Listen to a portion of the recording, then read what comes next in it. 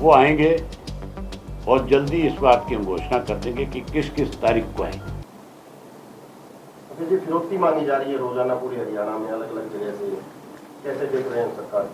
सरकार होती तो फिरौती मांगने वाले नहीं होते, ये मान के चलो। सरकार नहीं है। मैंने तो विधानसभा में भी बहुत खुल करके इस पे चर्चा करी है कि एक तो नशा जो है उसके ऊपर सरकार रोक लगाने की बजाय नशे को बढ़ावा देती है। आपको एक उदाहरण बताता हूं। पिछले दिनों मुख्यमंत्री यहां आए थे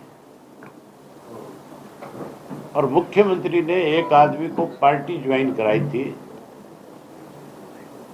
जिसका नाम था,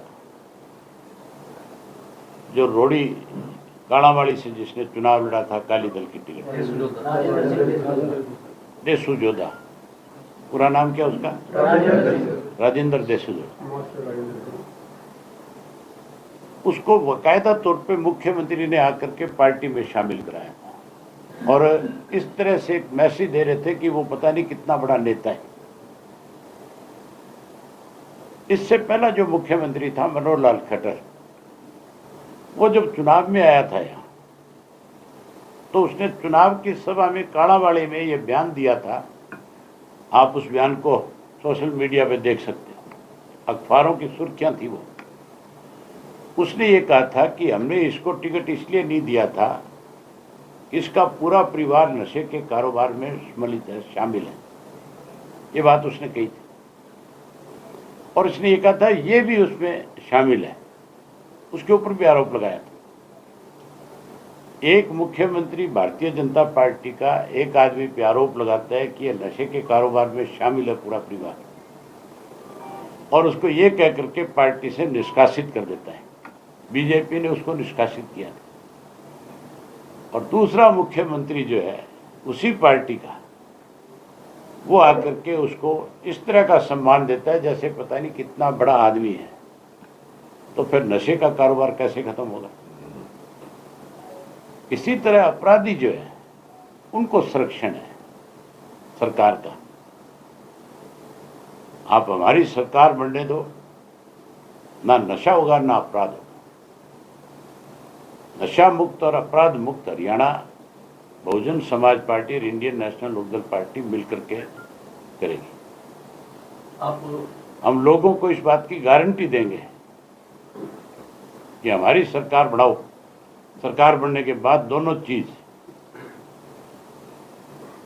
इतनी बड़ी रोक लगेगी, बदमाश 24 घंटे में प्रदेश छोड़ करके चले जाएंगे या जेल की सलाखों के पीछे होंगे। नशे के कारोबार में शामिल लोगों को, जिन लोगों ने जिनको संरक्षण दिया उनको भी माफ नहीं करेंगे और नशे के कारोबार करने वाले लोगों पे बहुत बड़ी लगाम लगाएंगे। आप पिछले दिनों बसपा सुप्रीमो मायावती से मुलाकात करके आए हैं, क्या उनको हरियाणा के लिए निमंत्रण लेके आए हैं, कोई बड़ा कार्यक्रम करें? वो आएंगे, बहुत जल्दी इस बात की हम घोषणा कर देंगे कि किस किस तारीख को आएंगे। हरियाणा में चुनाव के समय में तो समय लगाएंगे ही, वो उससे पहले भी हम एक बड़ी मीटिंग करेंगे पूरे प्रदेश की, उसमें भी मायावती जी आएंगे।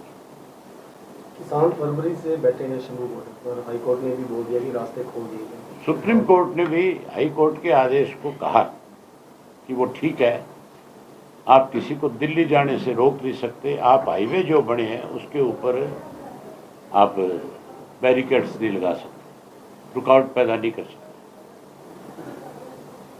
और कमाल की बात है, भारतीय जनता पार्टी जो संविधान की बात करती है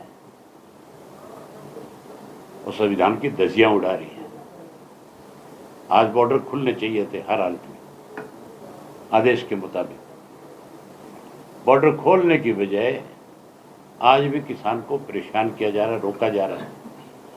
हमने इसका स्वागत किया था, आज भी स्वागत करते हैं।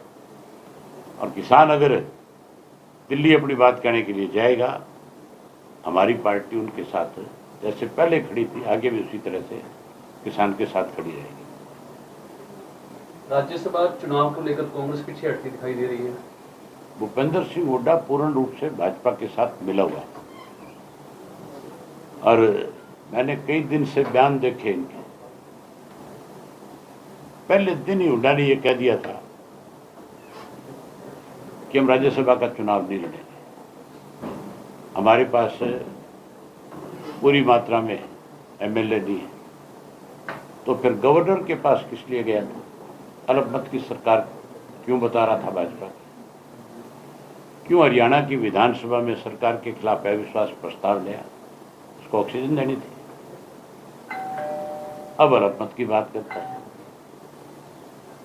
इसका मतलब भाजपा की मदद कर रहा है, पहले भी करी है, आगे भी करना चाहता है।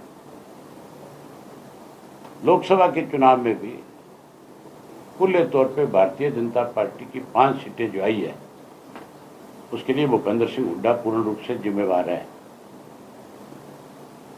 कांग्रेस के अगर कमजोर कैंडिडेट ना उतारे जाते, अगर इंडिया गठबंधन में हम साथ होते, 10 की 10 सीट जीतते। सिरसा सीट से उम्मीदवार इनेलो समर्थित होगा या पिछली बार की तरह निर्दलीय? चुनाव की तारीख तय करा, फिर मैं बताऊंगा क्या करना है। आपको भी बना सकता हूं उम्मीदवार। मतलब लोकसभा में परिणामों के बाद महेंद्रगढ़ में जो गृह मंत्री ने घोषणाएं की हैं, इसको डैमेज कंट्रोल माना जाए या चुनावी रेवड़ियां? ये केवल जो है किस तरह से भारतीय जनता पार्टी को दोबारा से उभारा जाए, ये जाति पात का एक जहर फैलाने आए थे गृह मंत्री। आपने उनके भाषण नहीं सुने होंगे, आपने जो उन्होंने अखबार में आज आया हुआ है, सीधे तौर के ऊपर अगड़े और पिछड़े को लड़ाने का एक प्रयास है। हमारे प्रदेश में 36 जात के लोग जो है, बहुत बड़ा भाईचारा है, ये उस भाईचारे को खत्म करना चाहते हैं। आपने देखा नहीं कितना बड़ा जहर उगल करके गया है, कह के गया है कि मुसलमान को हम किसी कीमत में आरक्षण में शामिल नहीं करेंगे, हमारा राज बनने के बाद मुस्लिम को आरक्षण मिलेगा, हम प्रदेश में किसी के साथ कोई भेदभाव नहीं करेंगे, हम आरक्षण के पक्षधर हैं, गरीब आदमी के, और मुस्लिम गरीब है। मेवात को पिछड़ा कहते हो, मुसलमान को पिछड़ा कहते हो, फिर आरक्षण क्यों नहीं है उसके लिए? ये केवल जात पात का जहर घोल करके हरियाणा प्रदेश के भाईचारे को खत्म करना चाहते हैं। ये चौधरी देवीलाल का लगाया हुआ पौधा है प्रदेश, भाईचारा कोई नहीं तोड़ सकता।